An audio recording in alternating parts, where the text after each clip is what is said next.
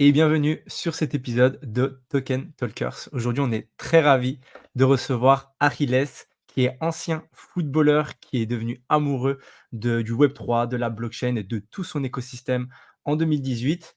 Il a fait beaucoup, beaucoup pour cet écosystème et il a notamment créé une entreprise qui s'appelle CleanChain, dans laquelle on va parler, on va discuter ensemble parce qu'il y a beaucoup, beaucoup de choses à voir. Il est aussi intervenant dans des formations, dont Ruby Chain, dont on va aussi discuter. Ariles, comment ça va? Bah, ça va très très bien. Déjà, merci beaucoup pour cette invitation et ravi d'être parmi vous. Eh ben, on est ravis de t'accueillir avec nous. Est-ce que du coup, on peut commencer par une petite introduction? Tu peux nous en dire plus sur qu'est-ce que tu fais sur CleanChain, ou si tu veux nous parler un petit peu de ton parcours avant aussi, avec plaisir. Bien sûr, avec plaisir. Bah, d'abord, donc moi, comme présenté un petit peu, j'ai commencé donc avec le sport. Donc, je suis un ancien footballeur. Ni Kylian Mbappé, ni Neymar, hein. On redescend un petit peu dans des sphères normaux. Mais effectivement, donc première partie de ma vie, effectivement, où j'ai pu vivre de ma passion, une famille de sportifs aussi. Donc, c'était une évidence. Puis les aléas de la vie ont fait qu'on a dû changer de voie. Ce qui m'a amené un petit peu à me chercher, hein, parce qu'effectivement, quand on fait du foot professionnel, on est un petit peu aussi focus 100% dessus, pas trop le temps de faire autre chose. Donc c'est vrai que ça a été un petit peu difficile les premiers temps.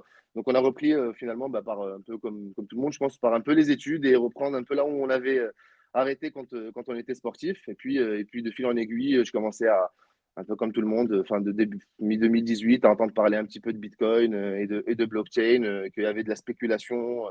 Et c'est ce qui un peu m'a fait un peu fuir. Et on va dire, c'était le côté un peu pas safe qui me faisait, qui me voulait pas me faire rentrer dedans. Et puis d'abord, on a commencé à faire ses propres recherches, à se renseigner. Et puis de fil en aiguille, honnêtement, au fil de quelques rencontres aussi, ça a été un électrochoc. Ça m'a ravivé ma flamme de mes premiers temps avec le sport, dans le sens où j'ai trouvé une deuxième passion, qui était dans l'investissement, déjà un peu de trading forcément, et surtout l'écosystème Web3 et blockchain qui aujourd'hui a énormément, énormément de potentiel, où on peut absolument tout faire, si ce n'est encore inventer des nouvelles choses. Donc voilà, je me suis lancé à fond en me disant si j'étais jeune et que je devais reprendre mes études, qu'est-ce que je voulais faire? J'aurais fait ça. Donc depuis 2018, à fond en autodidacte. Et puis récemment, j'ai validé mes compétences auprès de donc une école française qui s'appelle Adira, qui m'a permis de valider toutes mes compétences avec une spécialisation dans tout ce qui est finance décentralisée, parce que c'est aussi une de mes passions, tout ce qui est finance décentralisée, des rendements dans la DeFi, des protocoles DeFi. Vraiment, c'est quelque chose qui, je pense, sera certainement la finance de demain, même auprès des institutions, hein, qui on le voit de toute façon aujourd'hui. Et puis, comme vous l'avez dit, de là, beaucoup de rencontres et des projets multiples qui se sont proposés à moi, et notamment un projet qui me tenait vraiment à cœur, qui est CleanChain. Donc on aura l'occasion d'en parler, où nous sommes cinq personnes qui avons travaillé dessus pour le prototype.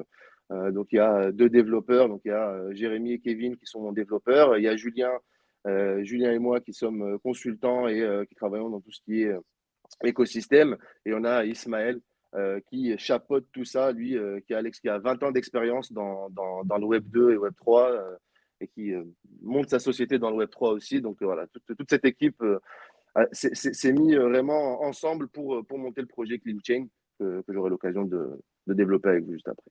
Avec grand plaisir. Ouais, donc ça fait déjà un beau parcours, mais en tout cas, c'est hyper cool de se dire, et c'est pas et je pense que ça doit être challengeant quand tu es à haut niveau dans quelque chose où tu es, on va dire, tu expert, tu fais partie de l'élite. Tu te dis: «Bon, bah, OK, je repars entre guillemets de zéro. Dans quoi est-ce que je repars?» La montagne, elle doit paraître grande en tout cas, mais bravo pour ça parce que c'est pas évident justement. Il y en a beaucoup qui sortent justement de ce haut niveau. On en a côtoyé beaucoup avec Jean parce qu'on a été pas mal aussi dans le sport, l'accompagnement et un peu dans le haut niveau, en tout cas dans l'accompagnement, et on en voit qui, voilà, qui arrêtent et ouais, recommencer, refranchir, escalader une autre montagne, bah, c'est pas donné à tout le monde. Les gens ont plutôt, peuvent avoir tendance en tout cas à se dire: «Bon, bah, OK, vas-y, je veux faire quelque chose de très traditionnel, je suis en roue libre» entre guillemets. C'est ouais, c'est vraiment la flamme. C'est quoi? C'est le concept, Web3 qui t'a redonné ce punch? Honnêtement, je suis passé par cette phase. Je pense que c'est important hein, de le dire. Hein, une fois que j'ai arrêté on va dire ma carrière professionnelle, à partir du moment où on vit de sa passion, effectivement, on n'est pas dans les sommes qu'on entend aujourd'hui, mais on vit quand même de sa passion et donc on s'imagine vraiment pas faire autre chose. L'arrêt a été très compliqué parce qu'on est confronté à la vie réelle et au quotidien, en fait, en se disant effectivement, il faut aller travailler, il faut aller payer ses factures. Moi, j'ai un enfant et une femme, donc il y a des responsabilités, il y a beaucoup de choses. Euh, Force est de constater que quoi qu'il arrive, on est allé travailler parce que, bah, effectivement, il faut quand même. Mais à côté de ça, je savais que je suis quelqu'un qui donne beaucoup quand je travaille, comme dans le sport ou comme autre chose. C'est très important de pouvoir se réveiller ou en tout cas de galérer dans un emploi entre guillemets qui nous plaît parce que quand tout se passe bien, il n'y a pas de besoin de se prendre la tête. Donc moi, généralement, je réfléchis toujours en me disant, même quand je travaille avec une équipe, c'est est-ce que je suis capable de travailler avec eux dans les mauvais moments parce que les bons moments, même si on s'entend pas, tout va bien. Et ce que j'ai retrouvé moi dans le Web3, bah, déjà, c'est la remise en question quotidienne, la remise en question sur le fait que bah, on connaît pas tout. C'est quelque chose qui est nouveau. Aujourd'hui, on entend beaucoup expert, mais voilà, c'est un écosystème qui est très très jeune. Donc c'est l'occasion jamais, je dirais, de prendre le pas sur une technologie nouvelle qui va émerger et qui va s'expandre. À l'inverse, on n'a pas pu le faire quand il y a eu Internet, vu qu'on était tout jeune et c'était pas de notre génération. Mais on a grandi avec. Donc moi, c'est la première chose qui m'est venue à l'esprit. Et encore une fois, la spéculation, vraiment, pour être honnête, c'est quelque chose qui au début m'a fait peur parce que j'étais absolument pas éduqué sur le sujet. Hein. Aujourd'hui, c'est quelque chose qui fait partie de mon quotidien et avec lequel je suis capable de gérer et de mettre en place des choses qui me permettent aujourd'hui bah, d'être de plus en plus indépendant et on travaille beaucoup plus que si on était salarié. Il ne faut pas se voiler la face, mais au moins, c'est quelque chose qui nous plaît et qui nous motive au quotidien. Et ça nous permet de faire d'énormes rencontres dans un écosystème qui est vraiment, vraiment extraordinaire. Waouh, génial. Bah, merci pour la présentation. En tout cas, c'est très intéressant, tout ce que tu fais. Effectivement, il y a dans différents projets, il y a pas tout le temps de la spéculation, il y a pas tout le temps de la volatilité. Ça, faut aussi le préciser pour les auditeurs. Mais, c'est important d'avoir un minimum de connaissances pour pouvoir, pouvoir savoir ce que l'on va faire dans le futur. Pour ça, rien de mieux qu'écouter la chaîne, Token Talkers. C'est aussi, l'objectif, pourquoi tu es là, Ariles, pourquoi est là Lupo, pourquoi on parle tous ensemble de ça. Donc, il faut vraiment, vraiment prendre le temps de nous écouter et éviter effectivement les projets compliqués et s'éduquer sur le marché. Est-ce que tu peux nous expliquer un petit peu plus quel est le rôle un petit peu de CleanChain? Quel est son objectif? Comment vous travaillez sur la blockchain? Qu'est-ce que vous faites? C'est intéressant tout ça. Ouais, bien sûr. Déjà, de base, il y a une idée en commun entre nous cinq qui travaillons sur le projet, c'est que on est fervent de partager nos connaissances et surtout, on veut faire partie de l'adoption, si je peux utiliser ce terme ou ce gros mot, je ne sais pas, mais de l'adoption future de cette technologie. Donc, notre idée, c'était de réfléchir à comment mettre en place quelque chose qui puisse attirer des personnes tout en leur montrant que ça a un impact réel, comme vous venez de le dire, il n'y a pas uniquement que de la spéculation, mais que ça a vraiment un impact sur le monde de tous les jours. Et on a eu une opportunité effectivement à travers CleanChain, on a eu une rencontre avec donc SmartBee, avec qui on aura l'occasion de parler, je pense, un peu plus tard, qui nous a présenté une problématique effectivement qui était qu'aujourd'hui, à leur niveau, ils avaient une disponibilité en termes de crédit carbone. Alors, c'est des termes qui peuvent paraître un petit peu aussi vulgaires. On aura l'occasion, je pense, d'un petit peu les simplifier pour tout le monde.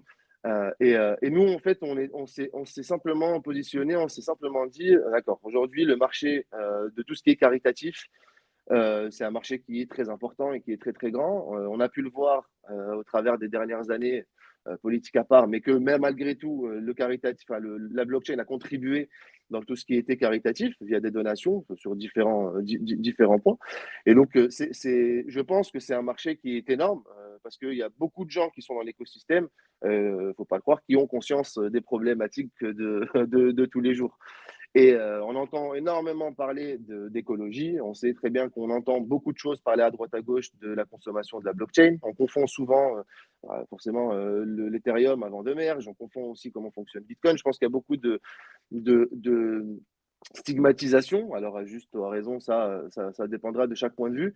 Et donc, nous, l'idée, c'était vraiment de se mettre en tant qu'intermédiaire et de pouvoir proposer aux utilisateurs d'un premier temps Web3, parce qu'on voudrait rester toujours un petit peu Web3, mais de leur permettre vraiment d'avoir un accès à tout ce qui est caritatif, notamment dans des projets à impact environnemental.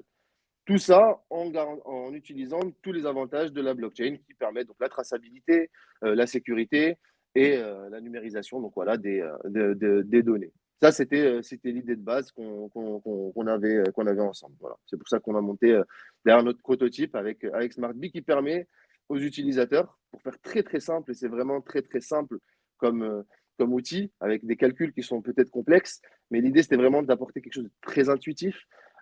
C'est simplement le fait de pouvoir scanner son portefeuille, donc son portefeuille décentralisé, que ce soit un MetaMask ou un Trust Wallet, ou peu importe, sur le réseau Ethereum, mais qui est EVM compatible dans l'absolu.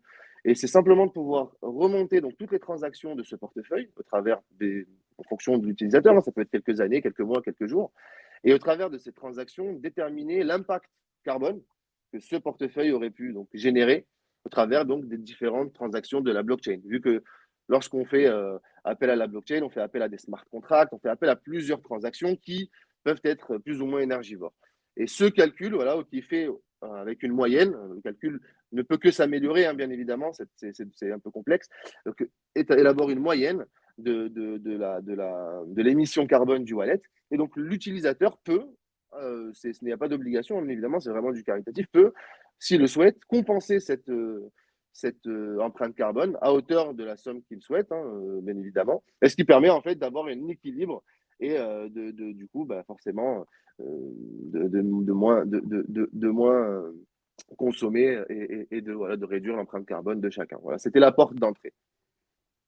OK. Ouais, donc n'importe qui peut arriver, dire: «Ah OK, j'aimerais savoir quelle est ma consommation, quelle est mon empreinte carbone pour mon wallet». Je peux les scanner, ça me donne un calcul et après il y a un montant qui est suggéré ou alors c'est vraiment moi qui peut dire: «Bon OK, j'ai envie de participer», parce que peut-être que les gens, ils n'ont pas forcément Ouais, d'idée de combien ils devraient compenser? très bonne question. Alors, c'est effectivement donc le scanner, toute personne qui a un portefeuille décentralisé avec des transactions, effectivement, il faut quand même un certain nombre de transactions pour que ce soit efficient. Mais, OK. et sur le réseau Ethereum dans un premier temps. Plus tard, bien évidemment, il y a beaucoup de réseaux qui arrivent et tous les autres, mais Ouais. dans un premier temps, vraiment, on est sur Ethereum. Effectivement, donc vous scannez votre wallet et une fois que le wallet détermine donc en tonnes de CO2, ça détermine en tonnes de CO2 l'empreinte carbone. Et la tonne de CO2 peut être compensée à hauteur de 20 euros, si je dois donner une somme en Mmh. fiat. C'est 20 euros le crédit carbone, donc ça représente un crédit carbone pour 20 euros. Maintenant, si votre portefeuille a consommé 12 euros, vous pouvez faire une fraction de crédit carbone qui est de 0,5 ou 0,4 ou plus si vous voulez faire comme un don derrière. La finalité de la chose, c'est que dans un premier temps, nous, on propose notre scanner, ce qui permet de faire ce calcul. Ensuite, c'est là où c'est très intéressant, c'est que notre scanner derrière peut être adossé et relié à différentes API. Donc, pour donner une idée, actuellement, l'API qu'on utilise, c'est effectivement l'un de nos partenaires qui est avec SmartBee, ce qui nous permet d'avoir donc directement l'appel aux différents crédits carbone que eux possèdent, parce que nous ne les possédons pas directement. Donc, eux possèdent, ce qui ensuite derrière fait l'échange et transfère à l'utilisateur une certification sur la blockchain avec les coordonnées de GPS du projet et les informations différentes du projet, ce qui permet du coup à l'utilisateur d'avoir une traçabilité, quand même une visibilité sur le projet qu'il soutient.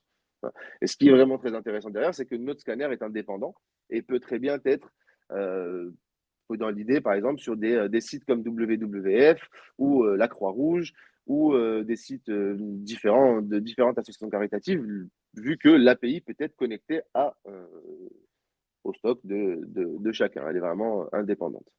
Ouais, c'est ce que j'allais, c'était OK. ma prochaine question justement, savoir un petit peu quels étaient les premiers cas d'usage, C'est ça. soit auxquels vous vouliez, «orienter» entre guillemets votre produit ou peut-être même des cas d'usage qui se sont présentés à vous, «malgré vous» entre guillemets, que vous n'aviez peut-être pas imaginé, pour rentrer encore plus dans du concret.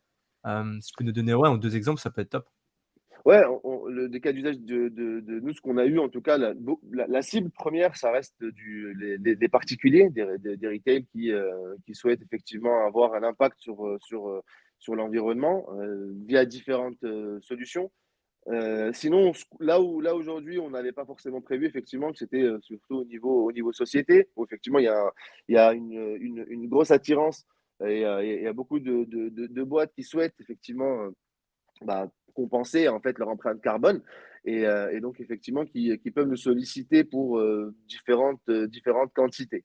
Et c'est au départ une problématique qu'on n'avait pas forcément mis en avant, où on était beaucoup plus focalisé le marché retail, mais c'est quelque chose qui est en train d'être travaillé pour que ce soit le plus fluide possible. L'objectif, forcément, c'est de fluidifier au maximum les transactions pour permettre aux utilisateurs d'avoir le plus rapidement possible. On appelle ça le offset du crédit carbone, parce que le crédit carbone, quand il est acheté quelque part, il faut qu'il soit offseté, c'est-à-dire retiré du marché, pour qu'il soit réellement considéré comme investi dans le projet actuel. Voilà, ça, c'est une spécificité, je pense que beaucoup de personnes ne comprennent pas. Aujourd'hui, si vous allez sur n'importe le site, je ne nommerai pas, et que vous compensez, on vous propose aujourd'hui, vous achetez un billet de train par exemple, on vous propose de payer l'équivalent pour votre empreinte carbone avec la SNCF par exemple. Ça se fait de plus en plus. La différence, c'est qu'aujourd'hui, cet argent-là que vous mettez, je n'ai aucun doute, bien évidemment, qu'il va dans des projets à but environnementaux, mais vous n'avez pas la preuve directe et vous n'avez pas la traçabilité avec tout ça. Avec la blockchain, on rajoute une couche de sécurité et de traçabilité qui est quand même très importante, je pense, pour tous les donateurs. OK, bah, c'est super intéressant. Moi, j'aime bien prendre un petit peu, le prisme de l'amateur et de la personne qui ne connaît pas et si par exemple, c'est la première fois que j'écoute et limite c'est la première fois que j'entends parler d'empreinte carbone et cetera. Est-ce que tu peux nous expliquer un petit peu plus en quoi ça consiste? Parce qu'effectivement, on en entend parler de plus en plus. On sait que l'écologie, bah, et les empreintes environnementales, c'est vraiment la base, qu'il faut faire attention à tout ça et on est OK là-dessus. Et du coup, si par exemple, je voudrais avoir un peu plus d'informations de c'est quoi une empreinte carbone, comment ça fonctionne, en dehors de la blockchain, hein, peut-être d'une manière Oui, bien générale, sûr, peut-être en une bien minute, sûr. nous faire une petite introduction ou explication de c'est quoi une empreinte carbone. Alors, ce qui est important, c'est de diviser vraiment le marché en deux. Il y a le marché réglementé et le marché volontaire. Ça, c'est vraiment indispensable. Le marché réglementé, il concerne toutes les sociétés au niveau européen, parce que c'est des réglementations européennes, qui ont un quota obligatoire à respecter en termes empreinte carbone, si vraiment pour prendre le terme, en termes de droit de pollution, hein, si on peut dire le terme comme ça, c'est le fait c'est tout le CO2 que la société a le droit de dégager dans l'air et de polluer, le quota maximum qu'elle a le droit de polluer. Et dans le marché réglementé, ces sociétés-là, bon, ça concerne vraiment, je pense qu'il y a des 1200, 3000 ou 2000 pardon, sociétés qui sont concernées, par exemple en France, c'est tout ce qui est raffinerie, etc., tout ce qui est nucléaire, tout ça, tout, bien évidemment, tout ce qui est vraiment très consistant. Et ben, ces sociétés-là, en fin d'année, elles regardent leur stock, enfin, elles regardent leur émission de CO2. Si elles ont émis plus que le quota nécessaire, elles sont obligées d'aller sur le marché réglementé et en acheter du coup pour compenser. Voilà. C'est vraiment l'obligation au niveau du marché réglementé. Nous sommes vraiment consacrés sur le marché volontaire et qui est vraiment, pour donner encore une fois une idée, c'est le caritatif. Voilà. C'est un marché caritatif qui n'est pas obligatoire. L'objectif, il est simplement de contribuer à l'environnement, que ce soit par des projets par exemple, vous avez Clean My Calanque sur Marseille qui nettoie toutes les calanques de Marseille, qui enlève tous les plastiques qui ne sont pas partenaires avec CleanChain. Hein. Voilà, c'est un petit. C'est une association que j'aime beaucoup qui nettoie voilà, tous les plastiques des calanques. Et ne serait-ce qu'enlever ça, ça a un impact sur l'empreinte carbone. Vous avez d'autres projets qui créent du crédit carbone en replantant des arbres, en recréant de la biodiversité dans certains endroits. Voilà. Vous avez énormément de projets différents. Donc, il y a deux types de plus ou moins de création de crédit carbone. C'est soit la société qui crée en plantant des arbres, par exemple, ou sinon, vous avez les sociétés qui nettoient, on va dire, ou qui nettoient les océans, nettoient voilà, toutes ces sociétés-là qui sont dans l'empreinte environnementale. Waouh! C'est super intéressant. Donc, si on peut un petit peu analyser le concept de votre société, c'est que vous avez deux clients majeurs, le B2B comme le B2C. Le B2B qui émet tout simplement du carbone et le B2C Mhm. qui va aller acheter l'empreinte carbone que les autres sociétés consomment pour gagner tout simplement de l'argent. Oui, on peut très bien aussi proposer au B2B la possibilité aussi de compenser et de contribuer. C'est-à-dire que nous, on a Les un deux. client, c'est ça. En fait, nous, on se positionne comme intermédiaire entre les deux. On ne possède pas le stock de crédit carbone, parce que déjà, ça nous mettrait dans une position aux yeux de la loi qui est différente. Il faudrait avoir, je pense, des agréments beaucoup plus complexes. Parce que du coup, nous, on a la chance de pouvoir travailler avec d'autres partenaires qui ont ces agréments. Parce qu'il faut savoir que les crédits carbone sont d'abord contrôlés et validés par plusieurs organisations européenne. C'est pas juste vous créez un projet et vous donnez un crédit carbone. Il y a des crédits carbone comme il y a des labels, voilà, si je peux dire, Wing of the Ocean, etc. Il y en a plusieurs. J'invite tous les auditeurs, bien évidemment, à se renseigner sur ces différents labels en fonction des différents secteurs d'activité des sociétés. Mais encore une fois, on peut se positionner comme vraiment, je prends deux exemples assez simples. On peut se positionner, par exemple, si on prend notre partenaire SmartBee. Aujourd'hui, vous avez une startup qui souhaite compenser ou qui souhaite contribuer à l'environnement pour un projet qui correspond à leur vision que SmartBee propose. À ce moment-là, ils vont nous dire, bah, nous, on souhaite faire une donation de X crédit carbone. Ce qui, nous, on va faciliter cette transaction, faciliter cet échange, permettre du coup à la société de recevoir sa certification, son NFT qui prouve sa compensation carbone avec les données du projet en question. Et du coup, nous, ça nous permet effectivement aussi de pouvoir dégager un petit peu le stock de SmartBee qui, effectivement, lui aussi a la possibilité de pouvoir le dégager auprès de plusieurs projets. Et sinon, la deuxième possibilité, qui est encore une fois différente, c'est vous prenez une société caritative déjà qui est fonctionnelle, qui est déjà en place. Euh, pour en citer plusieurs, WWF, encore une fois, Action contre la faim ou la Croix-Rouge. Et puis, vous mettez notre scanner sur leur site.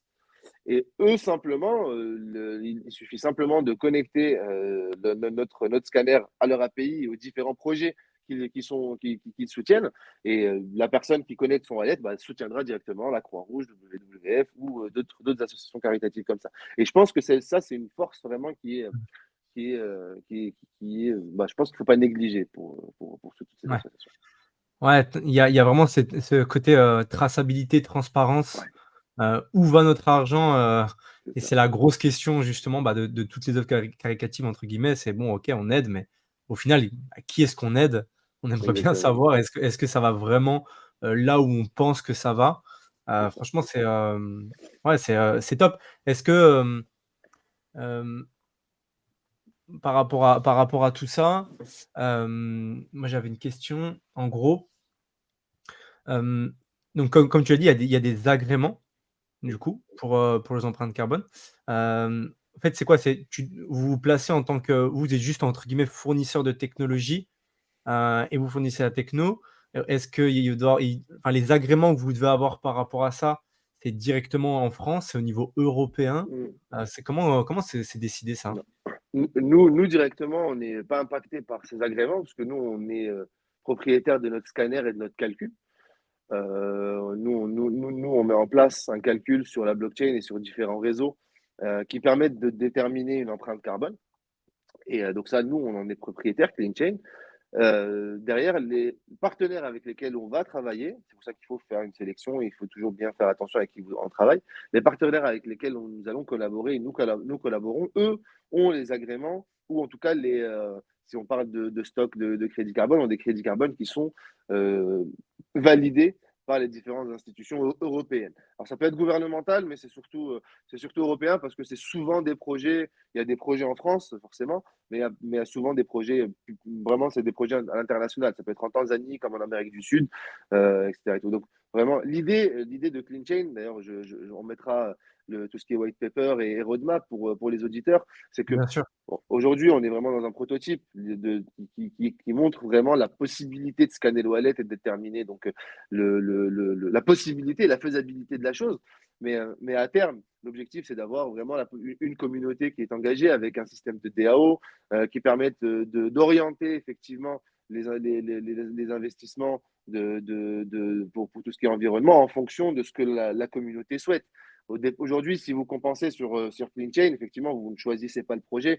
Vous aurez le projet avec lequel nous travaillons, etc. Mais l'objectif à terme sur l'année 2024, c'est effectivement de proposer comme une marketplace, effectivement, mais vraiment toujours se positionner à l'intermédiaire et de diriger ensuite les différents levées de fonds, si je puis dire, sur les différents projets qui intéressent plus la communauté, que ce soit, ça peut être la reforestation, ça peut être le nettoyage des océans, ça peut être ce que la communauté souhaite, c'est le plus important. Ouais.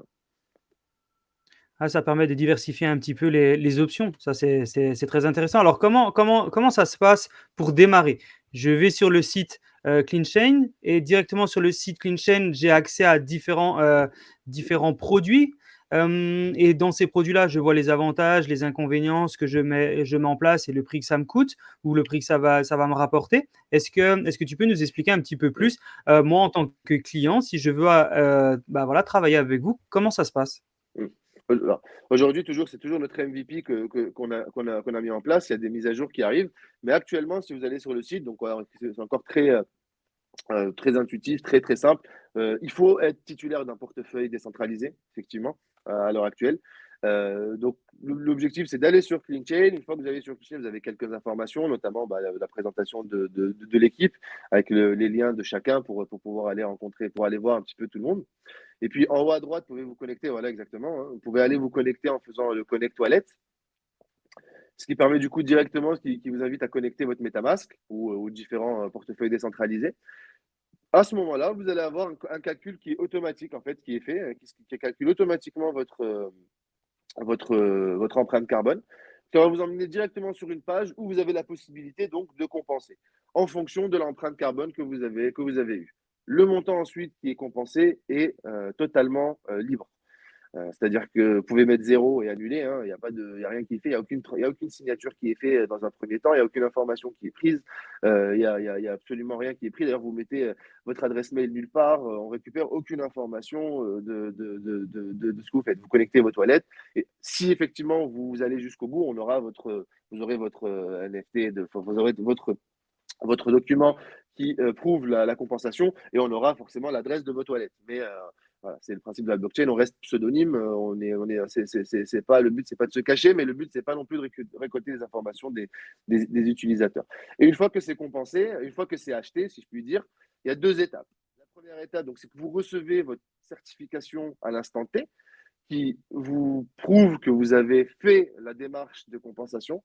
Et puis, il y a un petit délai actuellement pour l'instant qui est d'une quinzaine de jours, qui regroupe plusieurs transactions, voilà, pour derrière ensuite en faire une seule pour minimiser les frais des utilisateurs et de CleanChain aussi.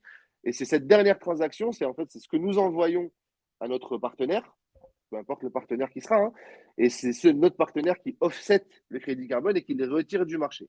Et cette transaction déclenche une mise à jour sur le document que vous avez, vous ne recevez pas des nouvelles choses ou quelque chose. Ça déclenche une mise à jour où vous passez du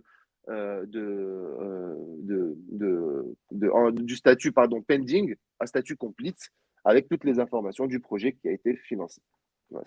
C'est vraiment les deux étapes un petit peu. Il y a un petit délai actuellement. Nous travaillons bien évidemment dessus.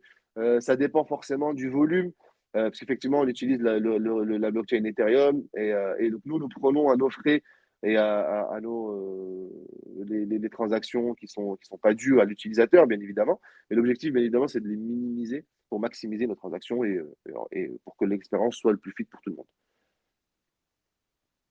Super intéressant. Donc, pour les utilisateurs qui veulent travailler avec vous, ils ont l'obligation d'avoir un portefeuille MetaMask au minimum pour qu'on puisse savoir justement ce qu'ils ont fait. Puis après, avec ce portefeuille MetaMask, ils vont recevoir un certificat. Donc, ils vont recevoir sous quel format leur certificat? En Voilà, format le NFT. certificat, Et donc, du coup, c'est ça. ce certificat sera… Bah, allez, vas-y. Pardon.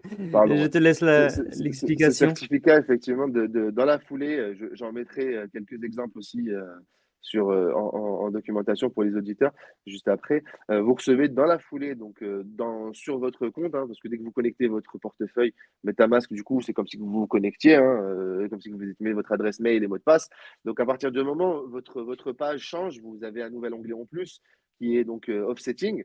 Et dans cette page-là, vous pouvez télécharger en PDF un document avec tout ce qui est, tous les documents, avec l'adresse de vos toilettes, la date, etc., etc. et tout. Et c'est ce document-là qui sera mis à jour le jour J, que vous pouvez retélécharger au même endroit et il y aura les informations. Ce qui est important à comprendre pour la certification, elle est, on va dire, dépendante, mais elle est gérée dans un premier temps par notre partenaire, qui lui a développé sa propre solution sur Hyperledger, où toutes les informations seront disponibles, bien sûr, pour tout le monde sur tout ce qui est sur SmartBee. Et derrière, c'est l'effet, enfin, la chose la plus importante pour l'utilisateur, c'est vraiment d'avoir la preuve que le crédit carbone est, retenez les auditeurs ce mot, qui est offseté, donc qui est retiré du marché.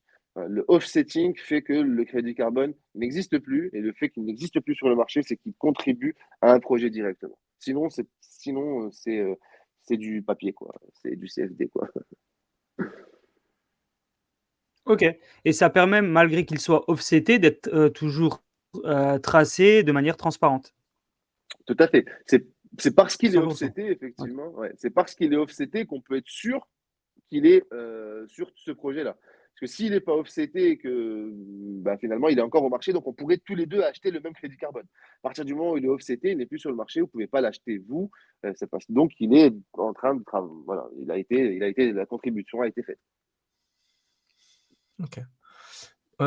Moi, j'ai une question par Ok. rapport à. On Euh, entend. Ah merde, tu m'entends, ouais, c'est bon. Il y a un petit décalage.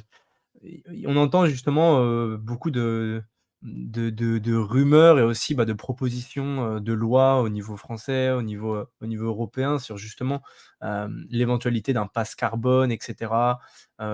Où chaque personne pourrait être, entre guillemets, on mettrait chaque personne en face de ses responsabilités et de dire, bon, OK, toi, voilà ton empreinte carbone. Tu as le droit à, X kilos, par an, X tonnes. J'ai pas forcément les mesures en tête, mais enfin, voilà, en tout cas, un quota.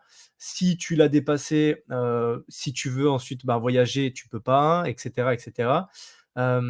Déjà, est-ce que toi, tu as des infos par rapport à ça? C'est ma première question et la deuxième, hem quel est l'impact et la faisabilité? Est-ce que c'est quelque chose qui pour toi est faisable à court terme ou c'est des choses qu'on va pas voir avant, au moins 10 ans entre guillemets pour le retail? Bah, honnêtement, alors ce qui est sûr, c'est que je vais répondre à la question en deux temps. Dans un Ouais, premier temps, la réglementation, elle évolue très très vite.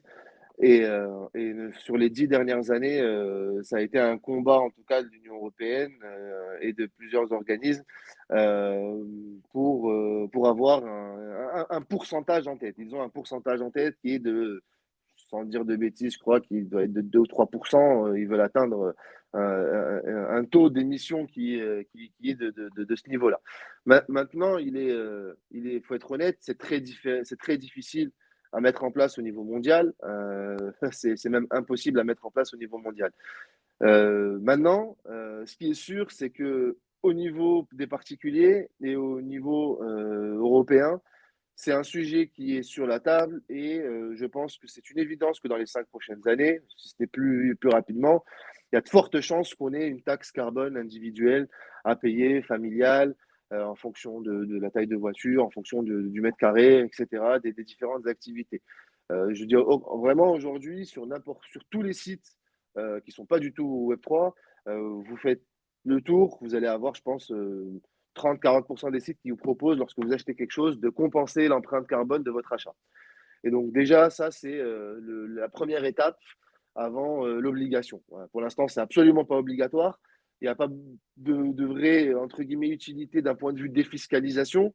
Vu qu'aujourd'hui, si on fait une donation pour l'empreinte carbone, elle est peut-être même moins défiscalisée qu'une association, directe comme la Croix-Rouge où c'est défiscalisé à 75. Mais, mais c'est sûr et certain qu'effectivement, pour les sociétés, ça va être mis en place, c'est une évidence. Est-ce que ça va suivre au niveau du marché retail? Je j'ai pas de boule de cristal. Moi, je pense que oui, effectivement, je pense que oui. C'est pour ça que d'ailleurs, on se positionne aujourd'hui, on essaye de travailler aujourd'hui parce que c'est tout nouveau. Il y a Mika qui arrive aussi. Dans Mika, il y a plusieurs choses qui considèrent les real world assets. Et ce qu'on appelle par le real world asset, bah, le crédit carbone en fait partie, parce que c'est ce qu'on appelle par si je traduis, c'est des produits de la vie de tous les jours, quoi.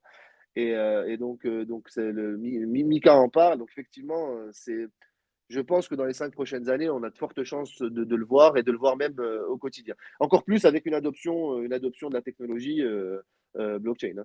Donc ouais, pour répondre à la question, honnêtement, je pense que ça va être le cas. Après, est-ce qu'on pourra voyager, etc., les conditions et tout, est-ce qu'on aura un QR code pour le crédit carbone, tout ça, libre à On va chacun voir à quelle sauce on va être mangé, ça c'est ça, libre à chacun. on va voir.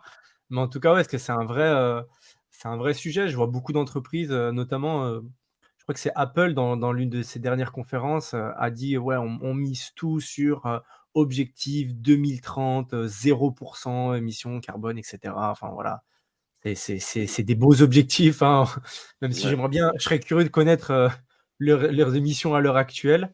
En tout cas, ils ouais, disent qu'ils luttent. Alors est-ce que c'est politique et tout simplement ils veulent se placer et ça fait bien et dans la tête, des retail, les gens se disent: «Ah ouais, en plus ils vont lutter contre ça», donc ça nous donne une occasion de plus d'aller acheter le dernier ouais, iPhone.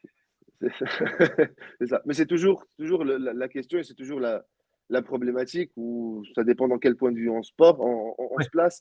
Euh, pour reprendre l'exemple, si Apple met en place, on va dire, autant sur ça, c'est qu'eux aussi ils doivent générer beaucoup de CO2. Et donc, c'est vraiment la question à se poser. Est-ce que si on en génère beaucoup, le fait d'en acheter beaucoup, est-ce qu'effectivement ça compense réellement? Est-ce que la neutralité carbone, c'est le fait si on en consomme 1000, on en rachète 1000, ou est-ce que c'est de consommer 500 finalement, ah ouais, c'est une vraie question. finalement, est-ce que c'est ça? Donc c'est vrai que Ouais, c'est une question qui est, après c'est financier, c'est une question qui est beaucoup plus complexe. Ce qui est sûr, c'est qu'aujourd'hui, euh, l'empreinte carbone individuelle, ou en tout cas de la société, des entreprises, n'est pas prête de baisser ouais. comme ça. Il va y avoir des moyens pour pouvoir de compenser, mais baisser, c'est pas évident. Vraiment, nous, aujourd'hui, l'idée, si on peut imaginer Clean Chain, nous, notre objectif, c'est d'être tôt pour pouvoir avancer avec la régulation qui arrive et surtout réussir à se placer en dehors du retail seulement. Parce que l'objectif, ça serait de pouvoir partager cette solution, pourquoi pas sur le marché réglementé, pourquoi pas proposer une solution traçable, qui fluidifie les transactions pour toutes les sociétés réglementées qui souhaitent aujourd'hui, enfin qui ont l'obligation, c'est même pas qui souhaitent, qui ont l'obligation de compenser en fin d'année en fonction de leur consommation et de leur émission de CO2. Donc ouais, vraiment, l'objectif, c'est même d'aller plus loin. Ouais, c'est là où c'est un vrai, un vrai, comme on peut dire, un vrai move, de votre part et je trouve que c'est ultra, ultra intelligent de dire: «En fait, on crée une technologie que les entreprises vont être obligées d'adopter et sûrement, comme on le dit, les retail, les particuliers».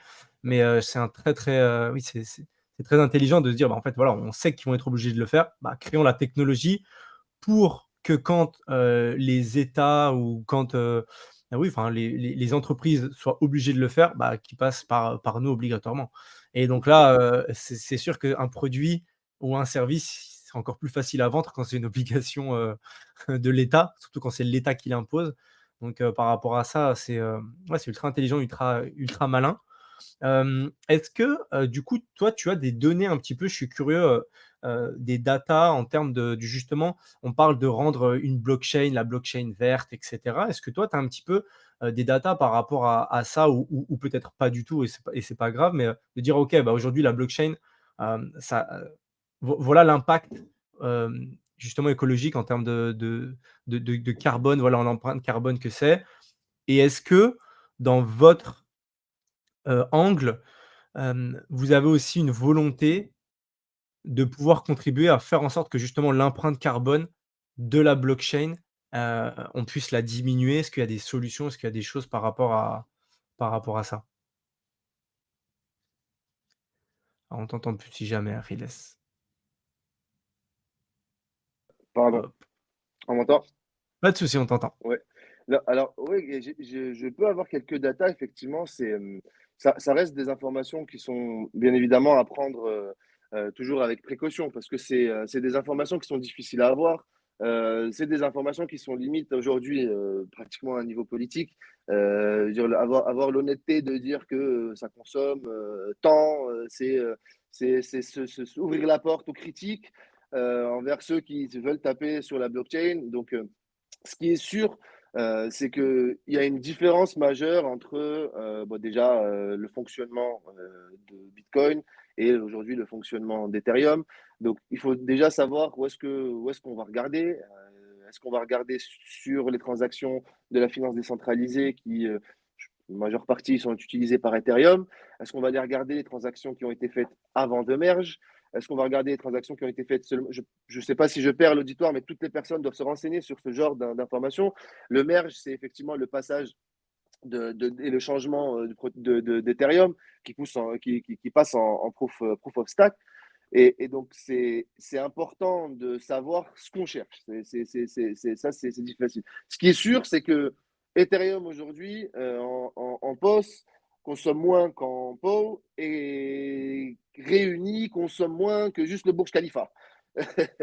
Ça peut faire partie des datas que je pourrais juste vous envoyer juste après.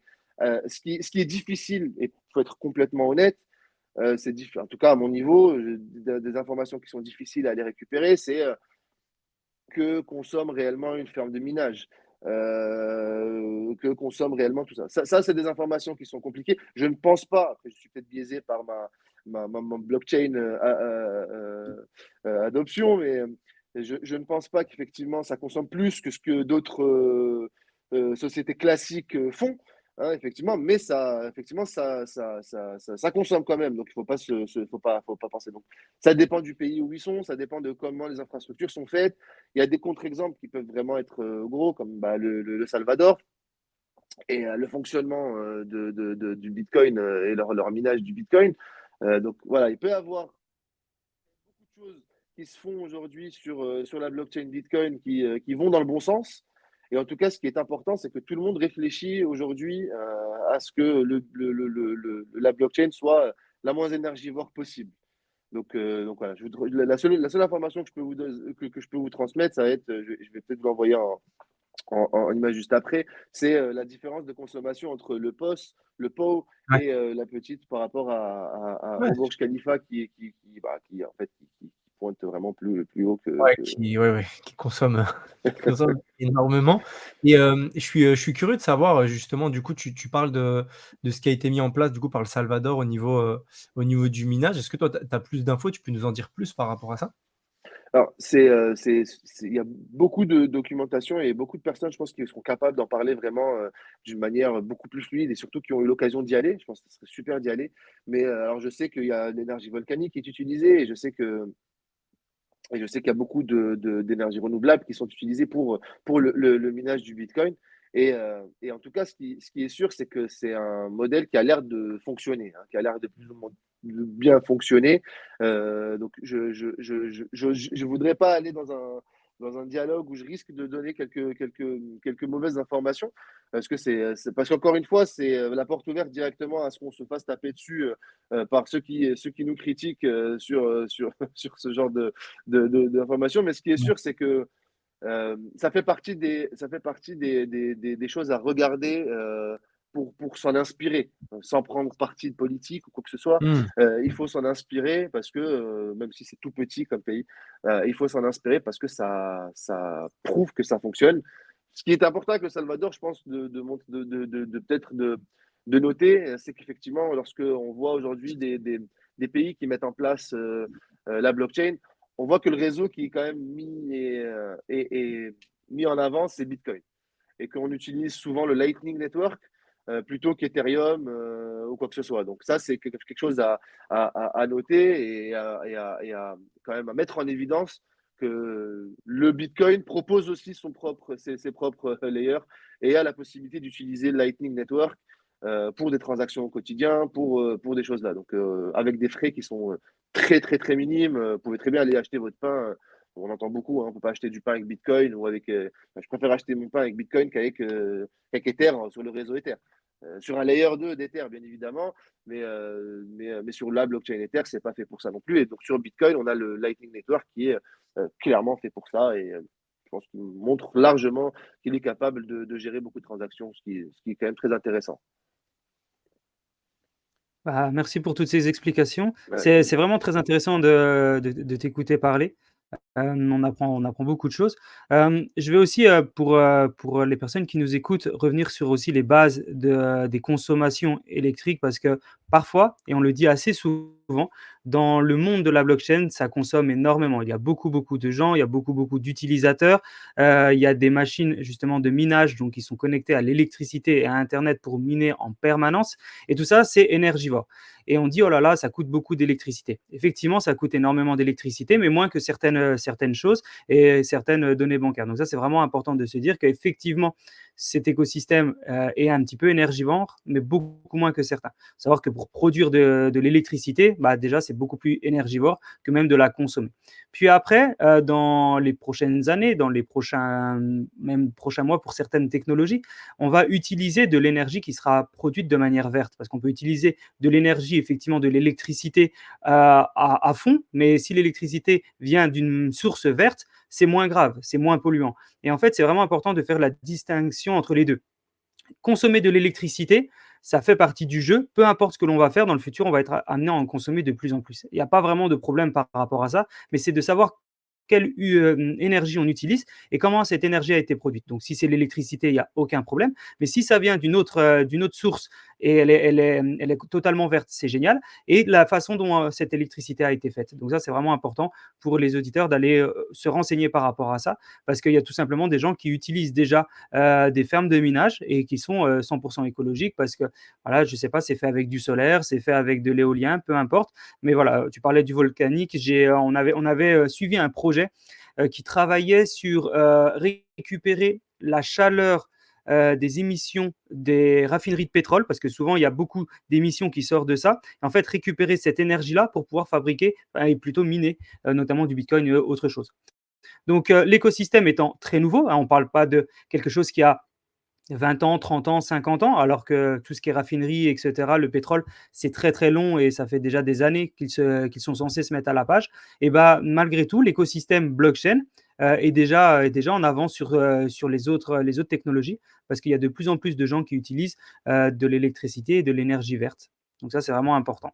Merci en tout cas, Ariles, pour toutes les informations que tu as données par rapport à ça. Est-ce qu'on peut un petit peu, tu nous en as parlé juste avant, mais parler un petit peu de ton partenaire SmartBee, enfin votre partenaire. Heu, comment ils travaillent? Comment ils ont accès à du crédit carbone? Ils sont liés à l'État? Comment ça se passe? Est-ce qu'il y a un marché secondaire? Est-ce que c'est un système de trading? Comment on peut avoir accès à ce genre de choses et comment, SmartBee fonctionne? c'est ça. Alors, ça fonctionne pas. Ils doivent avoir un agrément par l'État, bien évidemment. Ils doivent avoir une approbation gouvernementale et européenne qui leur donne donc le tampon, si je puis dire, société à but écologique. Hein, on va l'appeler société green. Ce qui est important, c'est que eux derrière ensuite sur le marché volontaire, c'est là la particularité entre le marché volontaire et le marché réglementé. Le marché volontaire, c'est voilà, vous pouvez aller chercher votre crédit carbone, on va le chercher comme ça, où vous voulez, hein, si je puis dire. Donc, il y a plusieurs fournisseurs de crédit carbone qui existent. Vous avez quand même les plus gros fournisseurs qui sont quand même en Amérique du Sud, avec la forêt Amazonie. Donc, SmartBee, eux, comment fonctionnent assez simplement, c'est que, encore une fois, pour parler en leur nom, et je vous invite à aller sur leur page LinkedIn, Twitter, pour bien comprendre, parce que, encore une fois, nous sommes qu'un partenaire de SmartBee pour ça. Eux ont d'autres actions qui sont dans leur projet, dans leur projection. Donc, je ne voudrais pas parler en leur nom sur leur philosophie qui est en dehors du crédit carbone qui vous concerne avec LinkedIn. Nous, avec eux, ce qui est important, c'est qu'ils travaillent avec un très gros fournisseur.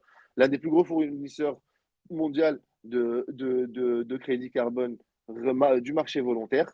Et c'est ce qui fait leur force aujourd'hui, c'est qu'effectivement, ils ont ce partenariat sur du moyen long terme. Ce qui permet, eux, d'avoir un prix du crédit carbone qui doit être aux alentours des.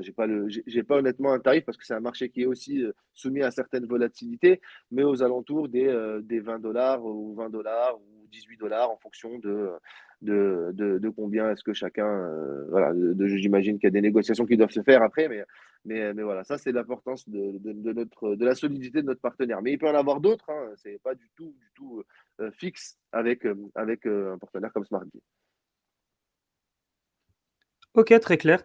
Euh, Vous, comme Smartbee, vous êtes basé où? Vous êtes en France? Vous êtes à l'étranger? Est-ce que tu peux nous donner un peu plus d'informations par rapport à ça? Oui, oui, bien sûr. Alors, SmartBee, eux, sont basés sur Montpellier. Nous, alors moi, je suis basé sur Marseille. Donc, notre société sera basée en France. On n'a pas du tout pour objectif de la délocaliser. On en a pas, on en a longuement réfléchi, mais d'un point de vue uniquement réglementaire et savoir est-ce qu'on avait le droit d'exercer en tant qu'intermédiaire. C'était très important de ne pas être contre voilà, la réglementation. Sinon, l'équipe en général, elle est 90% basée en France. Sinon, on a un de nos développeurs qui est au Canada. Donc lui, il travaille du Canada mais sinon, basé en France, 100% en France. Yes. Ok, super, super sain. C'est aussi pour voilà, expliquer aux gens. Souvent, il y a des gens qui ont peur de travailler avec des sociétés qui sont hors France. Bon, bah là, vous pouvez y aller. Vous inquiétez pas. Ils sont de la région, donc vous pouvez y aller. Donc, vous parliez que vous étiez donc du coup juste avant intermédiaire. Comment et si bien sûr c'est pas quelque chose de confidentiel, comment euh, comment le rôle, comment on rémunère un intermédiaire? Comment vous êtes rémunéré? Comment fonctionne le système de paiement? Est-ce que c'est des frais sur chaque transaction? Si bien sûr c'est pas confidentiel et si bien sûr on a le droit d'en parler, comment ça se passe aussi bien pour SmartBee que pour vous? Oui, alors au niveau de SmartBee, je n'aurais pas la réponse directement. Je pense qu'ils doivent certainement avoir une marge obligatoirement quand même entre l'achat et la revente du crédit carbone où ils doivent avoir un prix sur certainement le lot ou le nombre de tonnes qu'ils peuvent prendre. Nous, notre business model, il est assez simple, hein. On propose donc le crédit carbone qui est à partir de $20 sur la plateforme. Bon, on le fait payer en Ethereum sur notre prototype. Il faut préciser à notre auditeur que vraiment notre site, c'est vraiment notre MVP. Le site est ouvert, etc. et tout, mais il est vraiment, c'est vraiment notre MVP. Donc, nous avons mis la somme en Ethereum de base avec la montée d'Ethereum, etc. et tout. Il y a des ajustements à faire. Ne pas hésiter à nous contacter. On est disponible, que ce soit sur Discord, sur Twitter ou sur LinkedIn. S'il y a besoin de quoi que ce soit, d'informations, il n'y a aucun problème. Mais pour revenir à notre business model, c'est assez simple. Nous, on va avoir trois niveaux au niveau de notre manière de fonctionner. On va avoir la première entrée au crédit carbone qui est à hauteur de $20, effectivement. Et on va avoir la deuxième possibilité de compenser à hauteur de $40 le crédit carbone. Donc, ce qui fait payer le crédit carbone plus cher qu'aujourd'hui. C'est une prévision aussi hein, que le crédit carbone va continuer à augmenter. Hein, c'est une prévision aussi européenne. Ça reste de la spéculation, bien évidemment, il faut faire attention. Mais la possibilité de l'acheter, le crédit carbone à $40 donnera directement l'accès à la DAO pour CleanChain. Et ce qui pourra du coup permettre aux personnes de pouvoir contribuer aux différents projets. Et nous, justement, effectivement, sur ces $40, on aura une compensation par rapport au fait que la tonne du crédit carbone sera, le client paiera, au lieu de récupérer deux crédits carbone à $40, aura deux crédits carbone. Nous, on en prendra 5, $10 peut-être sur les transactions qui passeront. Et il y aura la troisième phase, c'est la possibilité de payer le crédit carbone à $80, ce qui donnera accès, donc bien évidemment, à la DAO.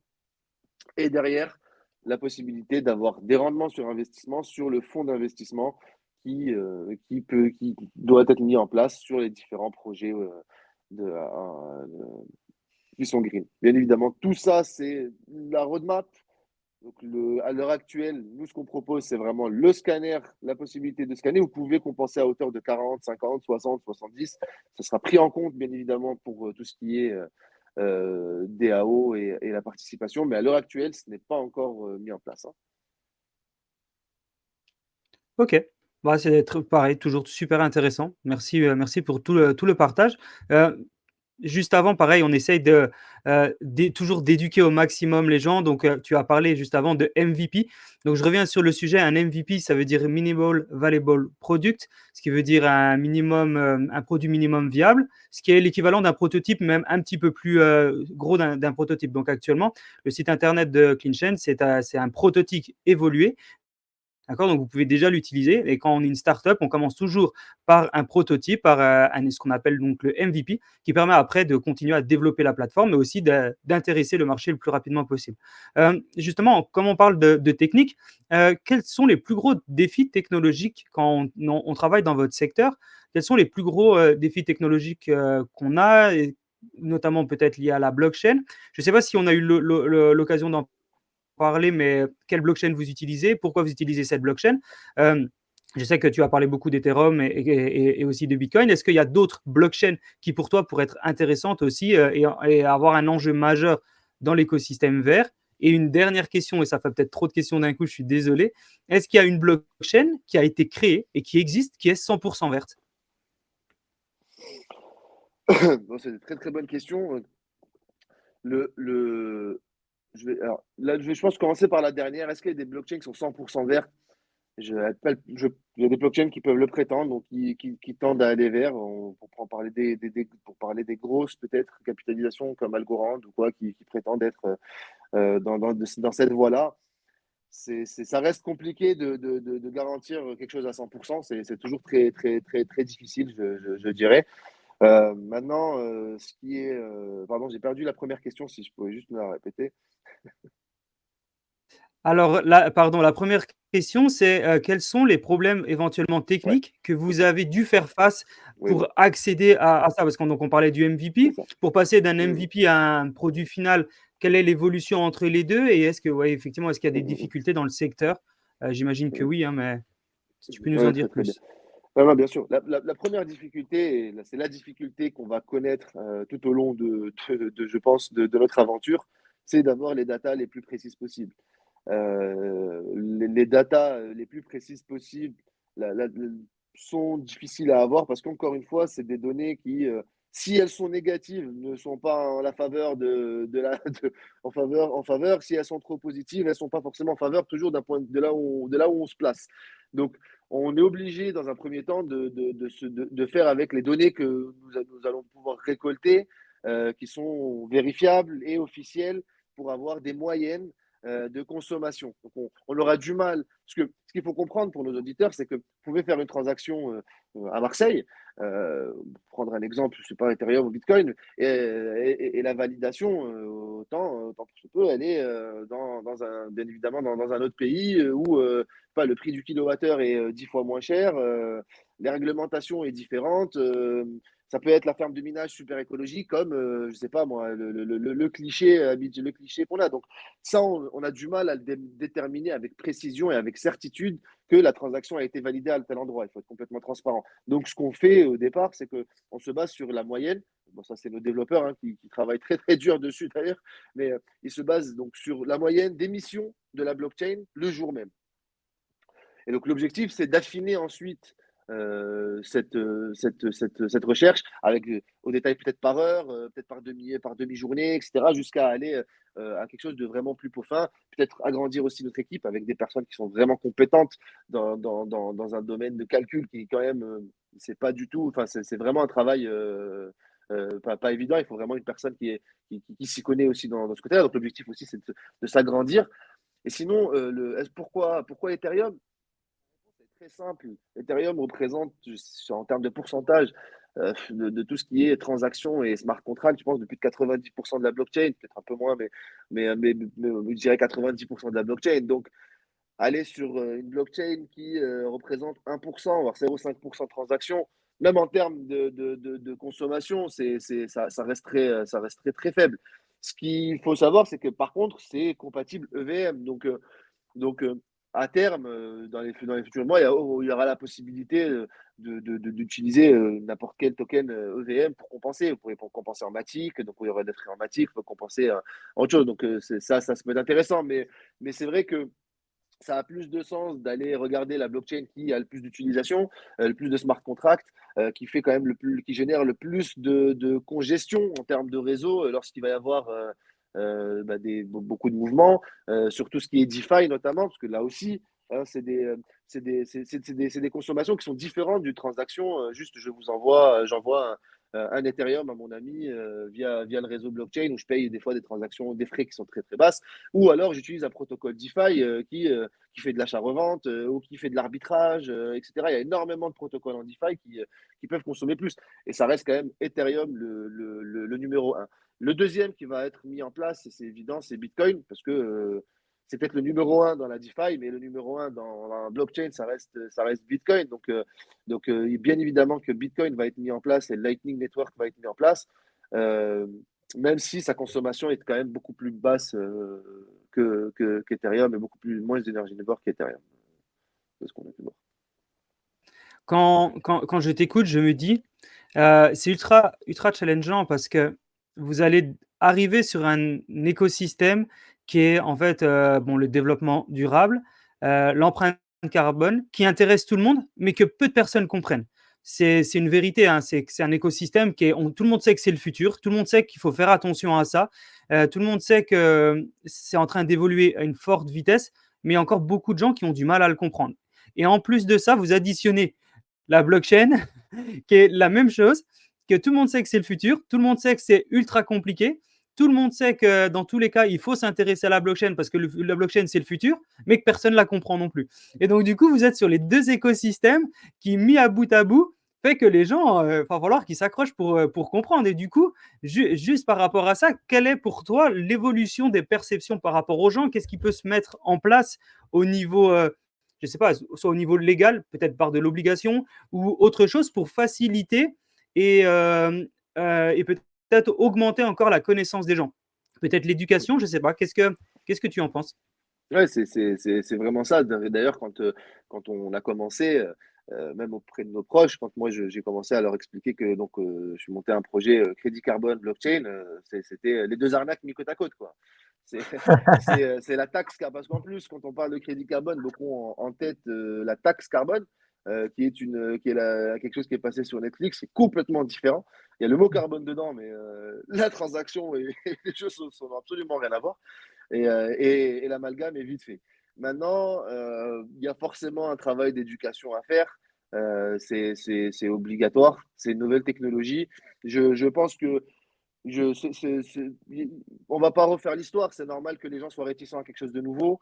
Ils l'ont été par le passé. Je ne vois pas pourquoi aujourd'hui la nature humaine changerait. Donc, on a pris ce challenge en considération en sachant que ça peut caler de mieux en mieux. On est conscient que la démocratisation de la blockchain va, va aller, va prendre son chemin. Elle prendra le temps que ça prendra, mais ça prendra le temps que ça prendra, mais ça prend son chemin. De toute façon, comme toujours, la plupart des personnes attendent que tout soit obligatoire pour faire les choses. Donc, à un moment ou à un autre, la technologie, je pense, enfin, on peut tous se tromper, va être mis en place et va être mis en place au quotidien, sans que notre quotidien ait changé. On est passé du sans contact, enfin du cash au sans contact, notre quotidien n'a pas changé. Donc, je pense qu'effectivement, une fois que il faut des gros dans le schéma classique pour faire confiance, pour donner la confiance aux gens, c'est normal. Aujourd'hui, si CleanChain réussit à être partenaire avec une grosse association caritative et qu'on réussit à travailler main dans la main avec en leur apportant la traçabilité, en leur apportant cette sécurité dans les transactions, en leur apportant tout ce que la blockchain peut apporter, et eux peuvent nous apporter toute leur structure, nous apporter tout leur réseau, je pense que ça peut que matcher. Parce que les gens ont confiance en la Croix-Rouge, ils se disent, du coup, sur la Croix-Rouge, si on a quelque chose qui nous donne la possibilité d'avoir une traçabilité et de savoir que tous les 6 mois, notre argent va dans tel pays, en Tanzanie, ou il est à Marseille dans tel projet, ça permettrait aux gens d'être encore plus proches de leur donation. Donc, ça va évoluer doucement, doucement. Je pense qu'on est sur la bonne voie. Il y a la réglementation qui rentre, ça va être tout nouveau. Comme toujours, il y aura au début beaucoup de personnes qui vont malheureusement devoir. Le fait d'être premier, c'est pas forcément non plus le meilleur, hein. Personne ne veut être premier, personne ne veut être dernier.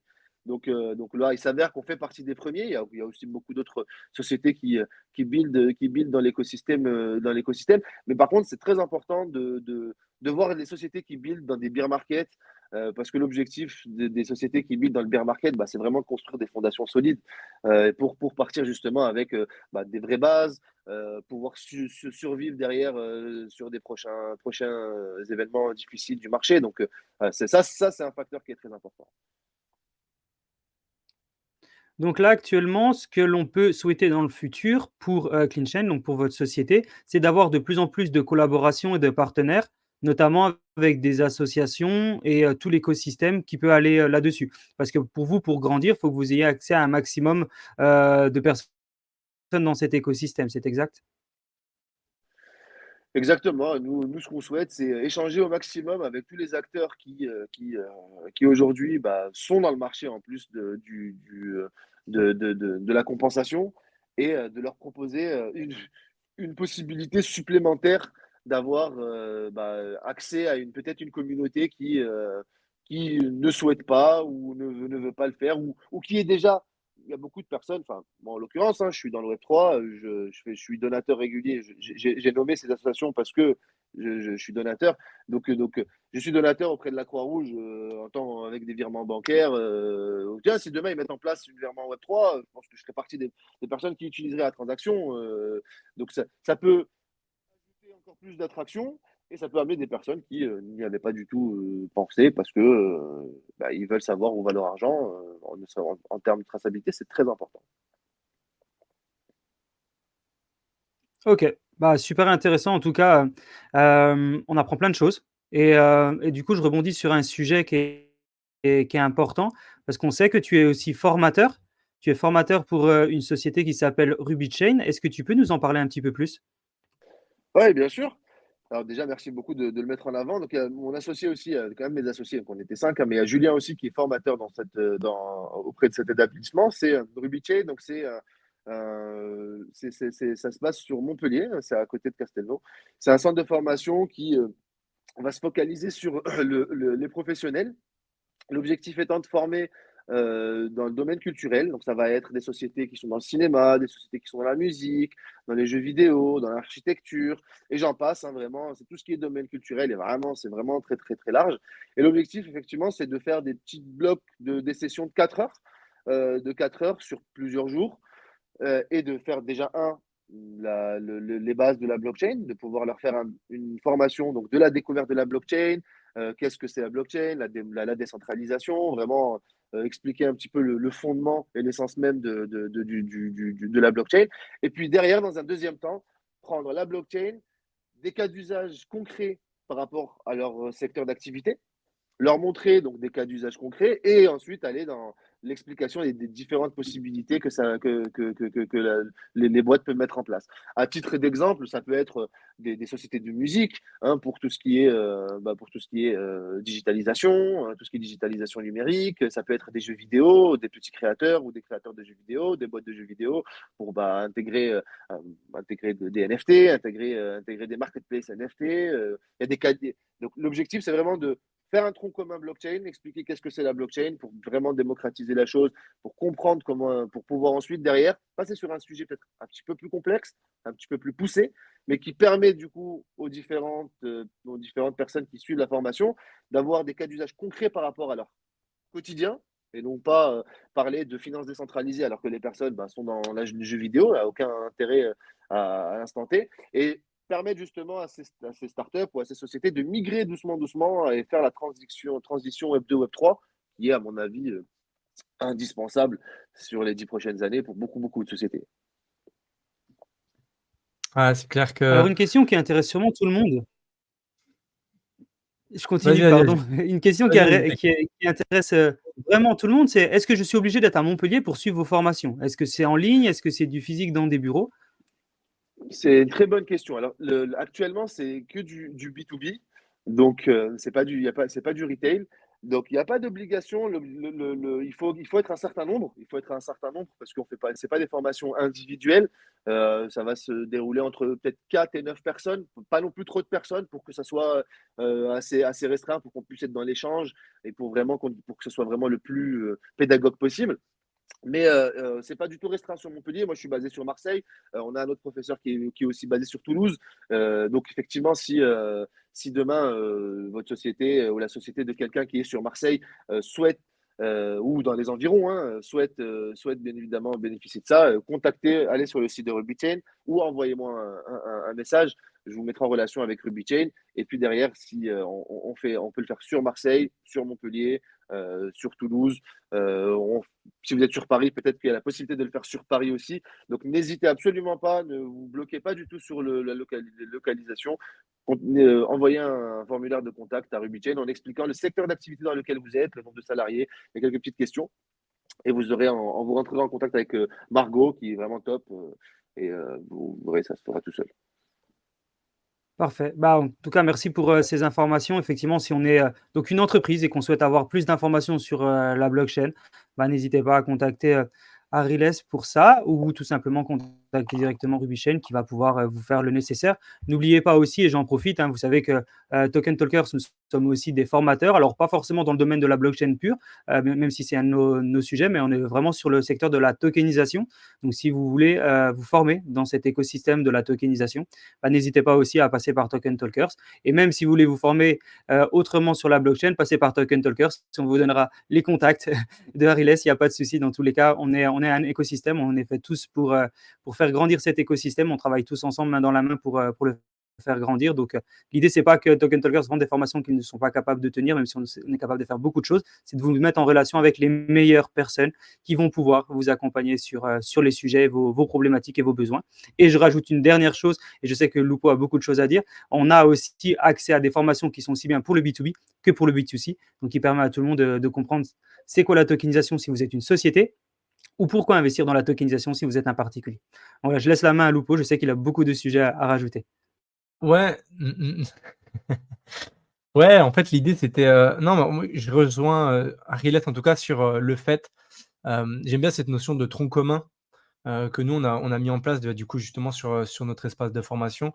En fait, on a essayé de former des personnes parce que beaucoup de personnes sont venues nous voir: «OK, la tokenisation, on a envie d'apprendre» et cetera. En fait, dès qu'on rentrait un petit peu dans du technique, on voyait que les gens étaient complètement perdus, donc on a été obligé de faire, un gros bloc, Web3 en fait, même déjà tout simplement Web3, avec la philosophie et cetera, tout passer par plein de choses qui comportent le Web3. Ensuite, d'aller sur, du blockchain pour ensuite aller sur la «tokenisation» entre guillemets, donc comme tu dis, je pense que ouais, dans tous les cas, tout bon formateur, toutes les personnes qui veulent, éduquer, même si c'est dans un sujet qui est très niché, comme ce que nous on fait, comme ce que toi tu proposes et cetera, bah, on est obligé. C'est comme si un petit peu au début, les 1res personnes qui voulaient lancer, des formations sur internet, elles étaient obligées de dire: «Bon, bah, OK, voilà, internet, comment ça fonctionne? Comment on se connecte? Quelles sont les possibilités d'internet?» Maintenant, aujourd'hui, bah, OK, on fait une formation, on n'explique pas comment fonctionne internet. Donc pour reprendre un petit peu ce parallèle en tout cas qu'on peut avoir, je suis convaincu qu'on doit y mettre de la clarté sans pour autant aller hem, sans éduquer les gens et leur apprendre à créer un smart contract par eux-mêmes, mais juste, OK, à quoi ça sert? Quelles sont les limites? Quelles sont les opportunités, par rapport à ça? Donc, ouais, ouais, je suis en tout cas 100 d'accord avec dessus. Le mot de la fin, Achilles, est-ce qu'il y a quelque chose que tu voudrais ajouter, à tout ce qu'on a dit, tout ce qu'on a déjà, tous les sujets dont on a parlé? Est-ce qu'il y en a un sur lequel tu voudrais revenir? Avec grand plaisir. Non, je pense qu'on a vraiment déjà merci beaucoup. C'était vraiment un plaisir de pouvoir échanger avec vous. C'était, très intéressant. J'espère que, je pense que les personnes qui vont écouter le podcast, j'espère qu'on aura appris des choses, qu'elles n'hésitent pas en tout cas à nous contacter ou à m'envoyer des messages s'il y a quoi que ce soit comme question ou des informations supplémentaires en rapport ou pas, hein, avec, CleanChain, que ce soit, niveau blockchain ou même des conseils pour l'entrepreneuriat. On est passé par certaines étapes, donc avec plaisir de pouvoir échanger avec, ces personnes-là. Mais Vraiment, voilà. Tous main dans la main, vraiment merci pour cette opportunité, c'est vraiment top. Avec grand plaisir, avec grand plaisir. Dans tous les cas, sous la vidéo et sous le podcast, on va mettre toutes les informations pour que les gens, puissent te contacter et comme tu l'as dit, bah, on est tous là pour faire grandir cet écosystème dans lequel, bah, on croit, énormément et qu'on a envie de faire grandir. C'est très vaste, il y a tellement de choses à faire. On n'a pas assez de temps et c'est pour ça que, on voit de plus en plus de spécialités, de niches qui apparaissent parce qu'en fait, on se rend compte qu'il y a tellement, tellement à bâtir, à faire. Mais en tout cas, on a vraiment apprécié, cet échange avec Jean. C'est pas lui qui va me contredire, qui avait hâte, aussi de tourner, cet épisode-là et ça pourrait être intéressant. Évidemment, tu pourras revenir quand tu veux. Tu es toujours le bienvenu pour qu'on puisse, dans des semaines, les mois à venir, avoir un peu plus d'informations, pour ce projet, pour CleanChain, pour tout ce que tu mets en place et avoir un peu, un feedback et même pourquoi pas revenir avec un de tes associés, un collaborateur, avoir un autre angle aussi, aller peut-être un peu plus en profondeur justement sur certains sujets. Mais en tout cas, ouais, c'était vraiment top. Trop Avec grand plaisir, merci beaucoup. trop cool. Bah, écoutez, en tout cas, merci à tous nos auditeurs d'avoir, été là. On vous dit à très vite sur le podcast de Talk and Talkers.